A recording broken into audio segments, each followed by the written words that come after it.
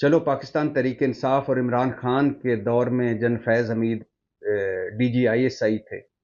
چلو عمران خان کے بارے میں آپ کہہ سکتے ہیں کہ وہ ان کے DG ISI تھے، عمران خان کے بہاف پر انہوں نے بڑے کام کیے.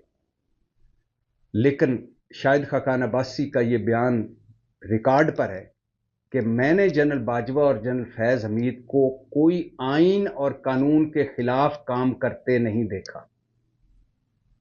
اور یہ آپ کے ذہنوں میں ہونا چاہیے کہ شاہد خاقان عباسی وزیر اعظم رہ چکے ہیں. چلو اس کو بھی ایک سائیڈ پہ رکھتے ہیں. چلو عمران خان کا بھی مان لیتے ہیں کہ عمران خان دور میں جنرل فیض حمید نے بہت کام کیے ہوں.